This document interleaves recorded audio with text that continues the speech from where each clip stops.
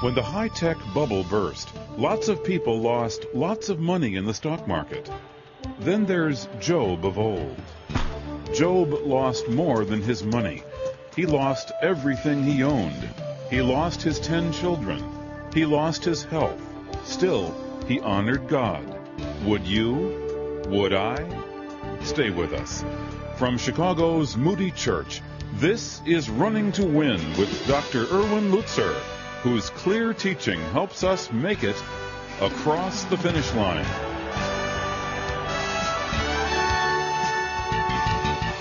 In his series, What is God Up To?, Dr. Erwin Lutzer is speaking on souls in conflict, explaining why God puts us in tough spots, expecting us to obey Him no matter what. Today we'll meet a man who lost everything, a man named Job. But Job is a fantastic story, and you remember God raises the issue of Job's righteousness. If Joseph's temptation was God versus sexual pleasure, Job's temptation is God versus possessions. Now, the Lord is saying, have you considered my servant Job? He's righteous. There's nobody like him upon the earth, etc., etc. And Satan says in verse 9 of chapter 1, does Job fear God for nothing? Hast thou not made a hedge about him and his house and all that he has on every side? Thou hast blessed the work of his hands, and his possessions have increased in the land. But put forth thy hand now and touch all that he has, and he will surely curse thee to thy face. You understand Satan's reasoning, don't you? What he's saying is this: of course Job is worshiping you. Of course he loves you. You're bribing him. You're paying him off. You've built a hedge about him.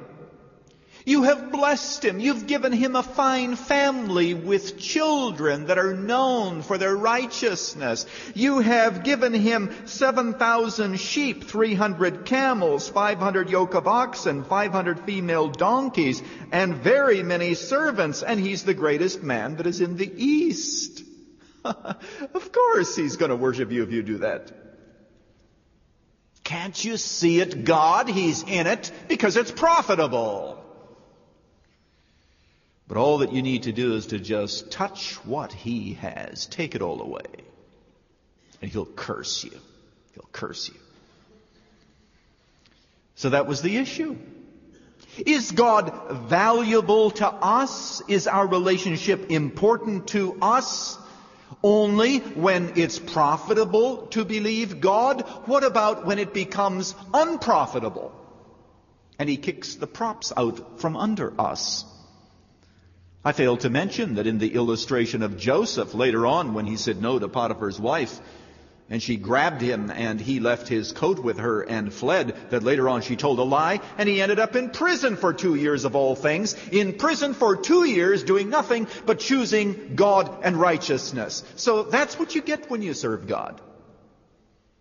And this is what Job gets when he serves God. God takes it all away. And the Lord says, Satan, you can go and you can take everything that he has, even his children. I read this passage and I get goosebumps. His children, they're expendable, if you please. God says, do away with the children. Have a huge storm come, and the fire of God comes, lightning comes, and wind comes, and the Sabaeans come, and they take away all of Job's cattle and all of his servants, and he ends up absolutely, totally desolate in one single day. And Satan's saying, well, Job, what are you going to do now? Serving God isn't profitable anymore. Just like Joseph in the desert, or rather in the dungeon, I should say. Are you going to continue to serve God now that it's clear that obedience to God doesn't pay off? Is he still worth something to you?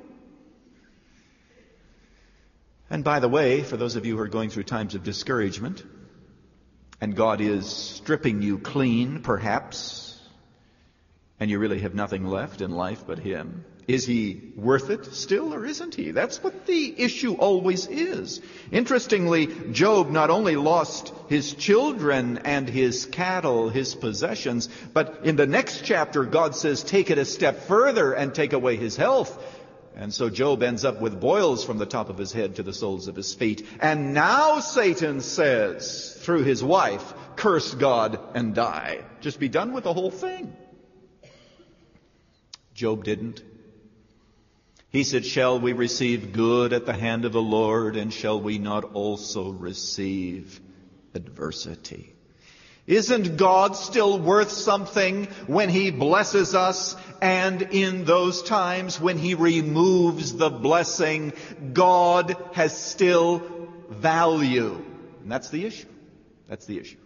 So your possessions, the things that you have, that God may take from you or from me, the issue always is our love for Him greater than the blessings that He happens to give us? Let me give you a third example of someone who chose correctly, and that is God versus success. Turn to John chapter 3 in the New Testament. John chapter 3, where we have the story of John the Baptist. I love this story because it shows us John's heart. The issue was this: he was a popular preacher, and people were coming to him to be baptized. They were turning to God as a result of his ministry, and then the crowds began to drop off. And the minute that the crowds began to drop off, his disciples began to feel badly for their teacher. They felt a little embarrassed for him. And so they came, in verse 25, it says of chapter 3, there arose therefore a discussion on the part of John's disciples with the Jews about purification. And they came to John and said to him, Rabbi, he who is with you beyond the Jordan, to whom you have borne witness, behold, he is baptizing, and all men are coming to him.